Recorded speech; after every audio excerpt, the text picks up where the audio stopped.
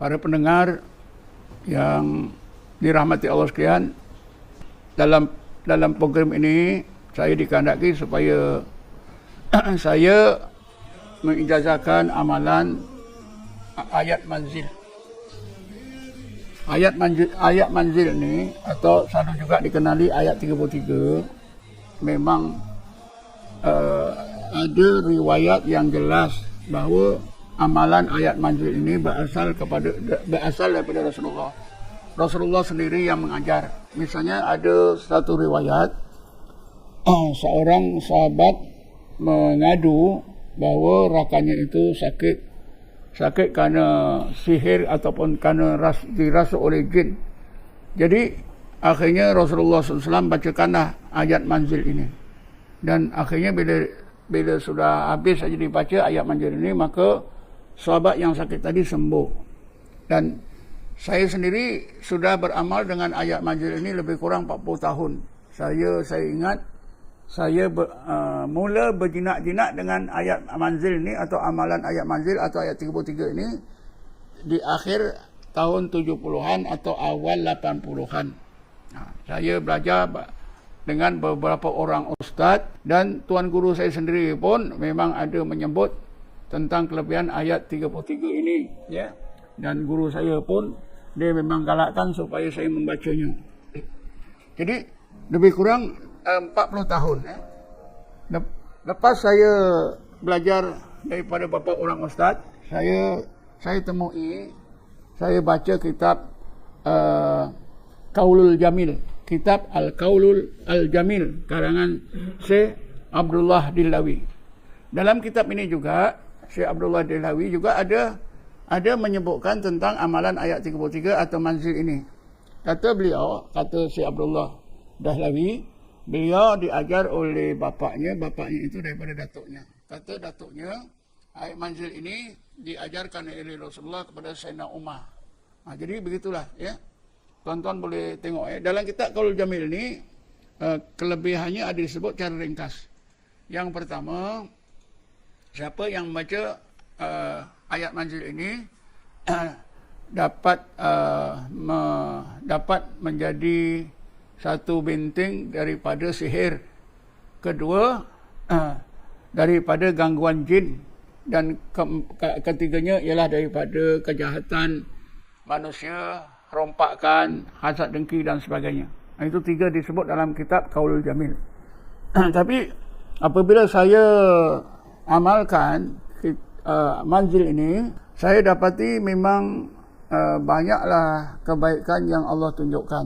Antaranya, mula-mula saya memang terperanjat lah. Saya tidak pernah mengebak orang. Tapi bila saya didatangi orang yang kena sihir, maka yang saya ingat ialah ayat manzil ini. Bila saya bacakan ayat manzil ini, dengan cepat, ya, orang yang tersihir tadi jadi tak sedar. Dan jin di dalam itu dia bercerita A sampai Z dan akhirnya boleh keluar. Kadang-kadang mutah dan sebagainya. Tegasnya, banyaklah kelebihan yang Allah tunjukkan kepada saya dan juga jemaah saya, murid-murid saya yang mengamalkan ayat manzil ini. Saya ingin bagi tahu, saya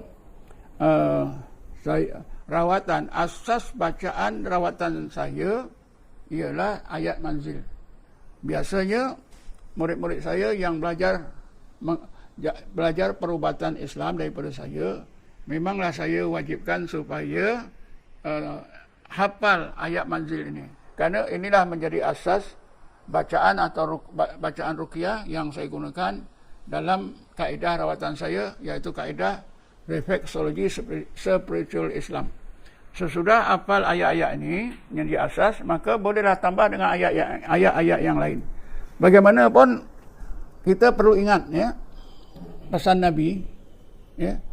Nabi berpesan afdalul a'mal adwamuha wa in qalla. Jadi siapa yang membaca ayat ini berminat, bacalah terus. Kerana Nabi menegaskan sebaik-baik seafdal-afdal amalan ialah yang kekal. Walaupun sedikit. Walaupun sedikit. Jadi perlulah kita kekalkan. Selain daripada itu, dari sudut tauhid juga kita mestilah ingat ya. Allah bagi tahu dalam surah Ra'd ayat 31 tak salah saya ya. Bismillahirrahmanirrahim. Lau anna Qur'anan suyirat bil jibalu aw qutiat bil ardu aw kullima bihil mauta balillahil amru jami'ah.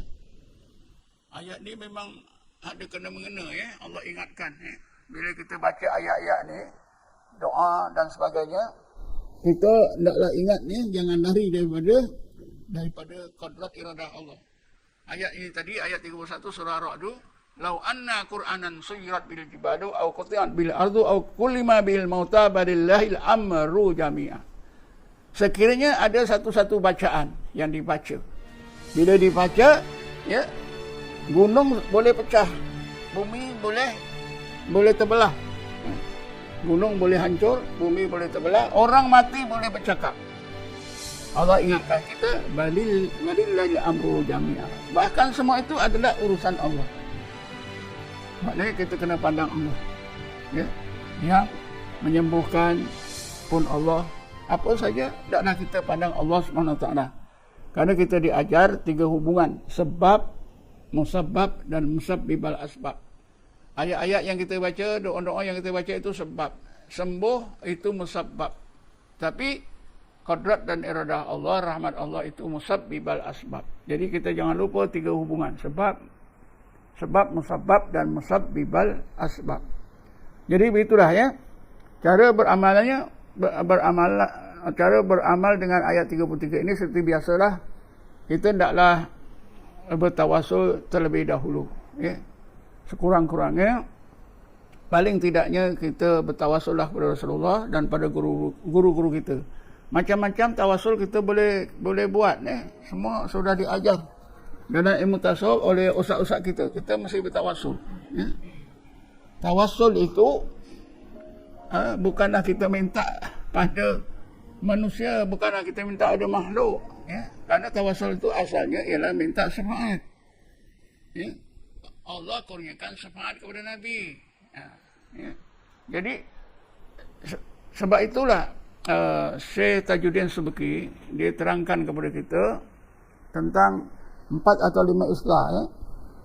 Dimulai dengan tasafu', artinya minta syafaat. Ya.